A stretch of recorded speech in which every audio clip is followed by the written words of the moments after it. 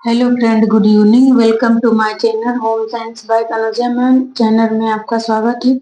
अगर आप मेरे चैनल पे नए हैं तो चैनल को सब्सक्राइब, लाइक एंड शेयर करना ना भूलें और बेल आइकन को भी प्रेस कर लें, जिससे आने वाली वीडियो का नोटिफिकेशन आपको मिल सके। और जो बच्चे हमारे साथ जुड़कर home science subject UP TGT, PGT, LT GIC और बीपीएससी फॉर और बिहार स्टेट की तैयारी करना चाहते हैं, वो बच्चे हमारे साथ हमारे चैनल को सब्सक्राइब एंड बेल आइकन को भी प्रेस कर ले, जिससे आने वाली वीडियो का नोटिफिकेशन मिल सके।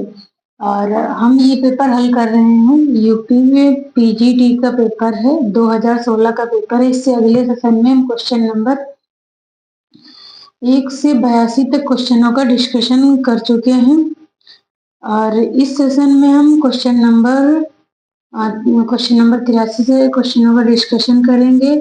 और जिन बच्चों ने 2021 का पेपर ना देखा, वो इससे अगले सेशन में हम 2021 का पेपर हल करा चुके हैं। तो क्वेश्चन नंबर हमारा 83 कह रहा है, डॉट डॉट हार्मोन्स अंडो उत्सर्जन के लिए आवश्यक है। तो ऐसा कौन सा हार्मोन्स है जो अंडो उत्सर्जन के लिए आवश्यक होता है?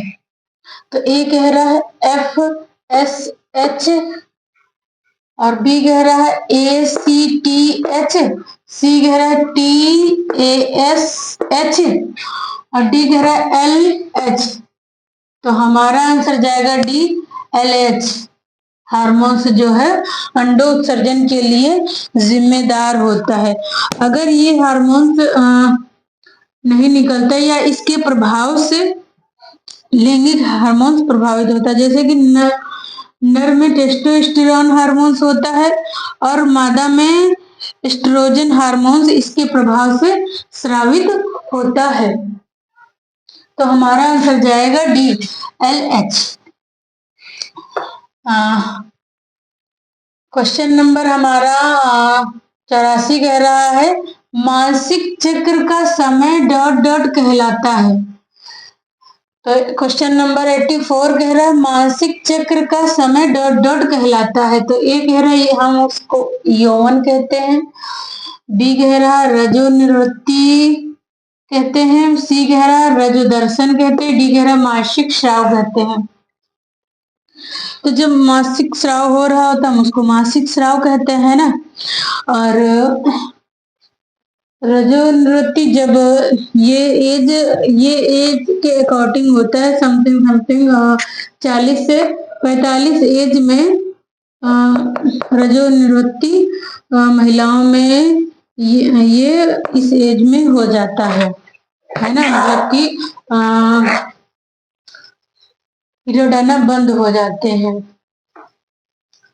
और ये कह रहा मासिक चक्र का समय डॉट डॉट कहलाता है। तो हमारा आंसर जाएगा सी, और रजो दर्शन हम उसको कहते हैं, रजो दर्शन जो पीरियड उस समय मतलब पीरियड का चक्र चल रहा होता है, हम उसे रजो दर्शन कहते हैं।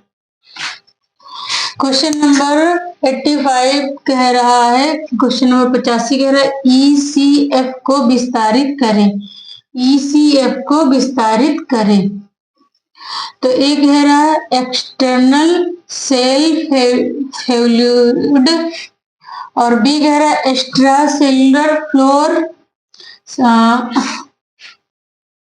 और सी कह रहा है एक्स्ट्रा सेलुलर फ्लूइड और डी कह रहा है ये सभी। तो हमारा आंसर जाएगा एक्स्ट्रा सेलुलर फ्लूइड। हमारा आंसर जाएगा सी, हमारा आंसर जाएगा सी, सही होगा। तो क्वेश्चन नंबर 86 कह रहा है डॉट डॉट कोशिकाओं में लिपिड का संश्लेषण करता है। तो लिपिड का संश्लेषण कौन करता है? लिपिड मतलब कि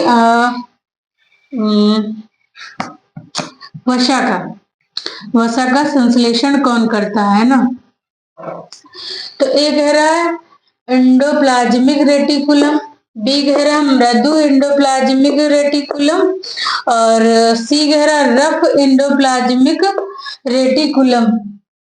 और डी कह रहा है गोल्जी उपकरण, तो हमारा आंसर जाएगा बी, मृदु इंडोप्लाज्मिक रेटिकुलम, है ना, मृदु, बी हमारा आंसर जाएगा बी। क्वेश्चन नंबर हमारा 87 कह रहा है, 87 कह रहा है डॉट डॉट स्वयं प्रतिलिपिकारी है, तो स्वयं प्रतिलिपिकारी कौन सा कोशिकी अंग है ना, ये कोशिका के सारे अंग हैं। तो ए कह रहा है लाइसोसोम्स है, लाइसोसोम्स को हम बम या स्वयं स्पॉट के नाम से भी जानते हैं, या इसको बी कह रहा है माइटोकॉन्ड्रिया, सी कह रहा है गोल्गी संरचना, डी कह रहा है केंद्रक, केंद्रक में हमारे गुणसूत्र बनते हैं, ये पाए जाते हैं।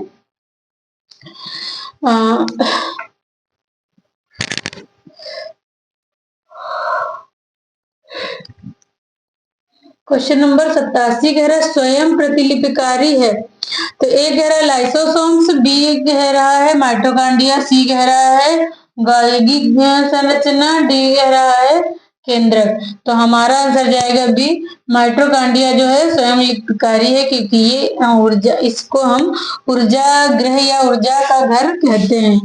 88 क्वेश्चन 88 कह रहा है अंडे का निष्कासन डॉट डॉट में होता है, अंडे का निष्कासन डॉट डॉट में होता है, तो निषेचन कहाँ पे होता है, सॉरी निष्कासन नहीं है, अंडे का निषेचन है। क्वेश्चन नंबर 88 एक बार हम फिर से देखेंगे, अंडे का निषेचन डॉट डॉट में होता है, मतलब कहाँ पे इसका निषेचन होता है, तो ए कह रहा है एम्पुली में, बी कह रहा है इंडोमेट्रियम में, सी कह रहा है गर्भाशय में, और डी कह रहा है कार्पस ल्यूटेरियम में।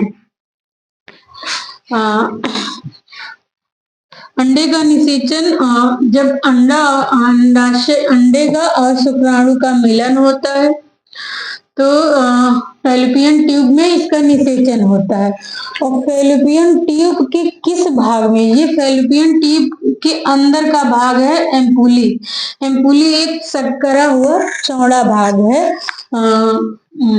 फैलोपियन ट्यूब का, और यहाँ समथिंग अंडाशय हमारा जब गर्भ उठाया जाता है तो समथिंग 0 से 15 दिन तक रहता है, और 15 दिन के बाद गर्भाशय में ठहरता है हमारा गर्भ, है ना,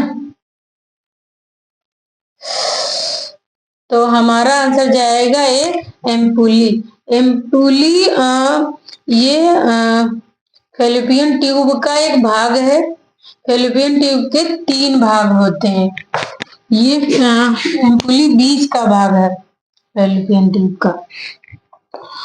क्वेश्चन नंबर हमारा 89 कह रहा है कोशिका कंकाल का उदाहरण है, तो कोशिका कंकाल के कौन से उदाहरण है, माइक्रोट्यूबुल, बी कह रहा है माइक्रोफिलामेंट, सी कह रहा है मध्यवर्ती तंतु, डी कह रहा है इनमें से सभी, तो हमारा आंसर जाएगा ये सभी जो है कोशिका कंकाल के उदाहरण है, मध्यवर्ती और माइक्रोफिलामेंट, माइक्रोट्यूबल, ये सभी जो है हमारा आंसर जाएगा डी, ये सभी कोशिका कंकाल के उदाहरण हैं।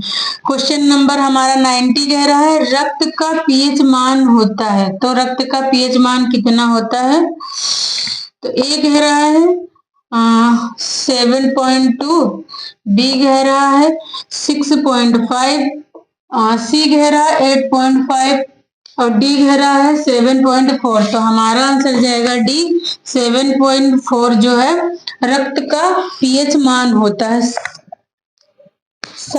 1 से 7 तक संख्याएं जो हैं हमारी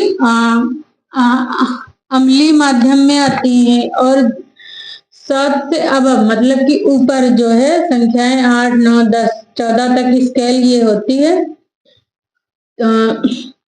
इसका मेजर किया जाता है, तो इसके उसके बाद क्षारीय माध्यम से, तो हमारा जो रक्त है हल्का सा क्षारीय होता है क्योंकि 7.4 है, इसका पीएच मान। तो हमारा जो रक्त है हल्का सा क्षारीय माध्यम में होता है। आई होप कि ये क्वेश्चन पेपर आपको समझ में आया हो। अगर कोई क्वेश्चन ना समझ में आया तो कमेंट करके हमें जरूर बताएं। जो बच्चे नए आए हैं वो बच्चे हमारे चैनल को सब्सक्राइब कर लें और बेल आइकन को भी प्रेस कर लें, जिससे आने वाली वीडियो का नोटिफिकेशन आपको मिल सके। और जो बच्चे हमारे साथ जुड़कर UP TGT, PGT, LT GSC, Bihar state BPSC 4 की तैयारी करना चाहते हो होम साइंस सब्जेक्ट के साथ, वो बच्चे हमारे चैनल से जुड़ने के लिए चैनल को सब्सक्राइब करें और बेल आइकन को भी प्रेस कर लें, जिससे आने वाली वीडियो का नोटिफिकेशन आपको मिल सके। जय हिंद।